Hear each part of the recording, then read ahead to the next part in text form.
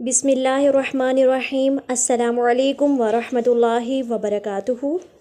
Welcome back students. उम्मीद करती हूँ सब लोग ईमान और सेहत की बेहतरीन हालतों में होंगे।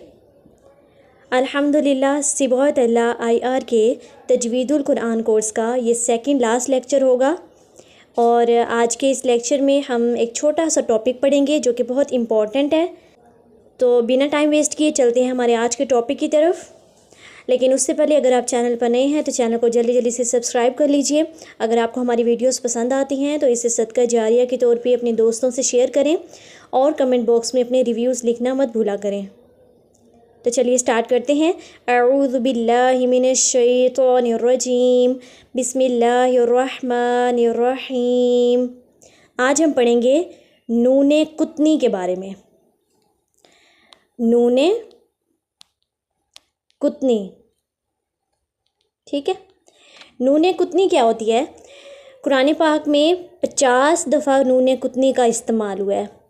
ये क्या होती है? ये बेसिकली छोटा सा एक नून होता है जिसके नीचे ज़ेर लगी हुई होती है और ये दो लफ्ज़ों के दरमियान में लिखा होता है। इसको पढ़ने का क्या कायदा है आज हम इंशाल्लाह वो डिस्कस करेंगे।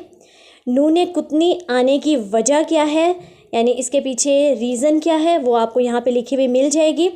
ये सारी की सारी जो हैं वो ग्रामर की चीज़ें हैं।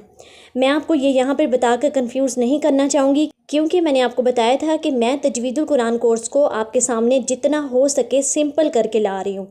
तो ये ग्रामर की चीज़ जो है ये हमारा टॉपिक नहीं है।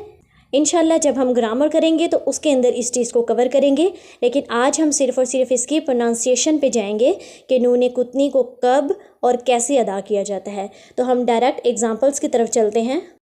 जी यहाँ पे देखिए, यहाँ पे हमें कुछ नूने कुतनी की एग्जांपल्स मिल जाएंगी इन दो लाइंस में। इंशाल्लाह आज हम इन दो लाइंस को कवर करेंगे। तो चलिए स्टार्ट करते हैं।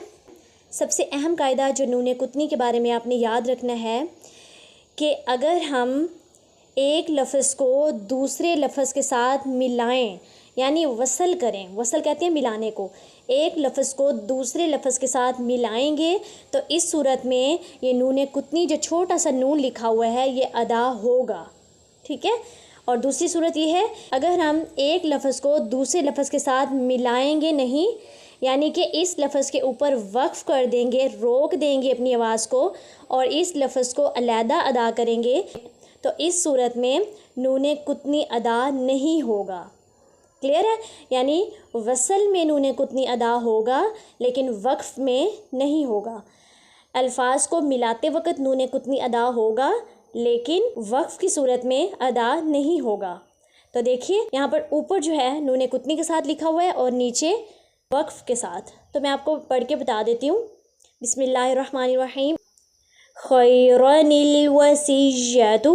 अब मैं क्या कर रही हूँ? खैरनिल, यानी रा पे मैं रुक नहीं रही, डायरेक्ट अगले वर्ड की तरफ आ गई हूँ। तो इसलिए नूने कुतनी अदा हो रहा है, नून की आवाज़ आ रही है। खैरनिल वसीयतु।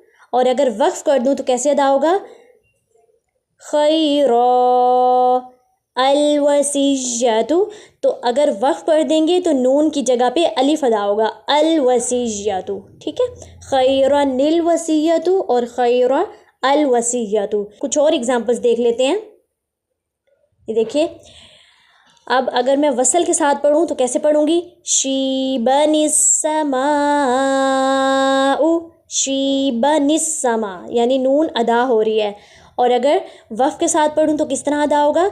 शीबा अस्समाउ। समझ आ रही है? अगर मैंने वफ़ कर दिया तो अस्समा के साथ अलिफ पढ़ा जा रहा है, नून नहीं। अगले एग्जाम्पल देखिए, इसको पढ़ेंगे मुनीबिनी दुखुलूहा, मुनीबिनी दुखुलूहा। रुक नहीं रही, वसल कर रही हूँ। और अगर नीचे वाला पढ़ूँ वक़्फ़ के साथ, मुनीब उदखुलूहा, ठीक है। अच्छा आगे देखिए, मुबीनी क़ुतुलू। और अगर वफ़्फ़ के साथ पढ़ूँ, मुबीन उक़तुलू, ठीक है। समझ आ रही? आगे देखिए नेक्स्ट एग्जाम्पल, क़दीरुनिल्लज़ी। और अगर वफ़्फ़ के साथ पढ़ूँगी तो क़दीर अल्लज़ी, ٹھیک ہے. اب دیکھیے یہاں پہ انہوں نے مینشن کیا ہوا ہے کہ اگر آپ وصل کر رہے ہیں تو اس صورت میں نون قطنی ادا ہوگا قدیر الذی، اور اگر وقف کریں گے تو قدیر الذی. اوکے نیکسٹ ایگزامپل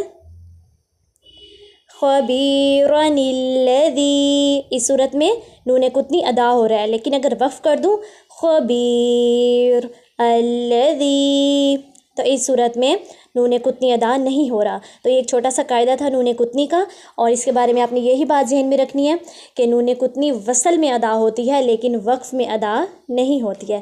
امید کرتی ہوں آپ کو اچھی سمجھ آئی ہوگی. کل انشاءاللہ ملتے ہیں تجوید القرآن کورس کے لاسٹ لیکچر میں. تب تک کے لیے اپنا بہت زیادہ خیال رکھیے، دعاؤں میں یاد رکھیے. السلام علیکم ورحمۃ اللہ وبرکاتہ.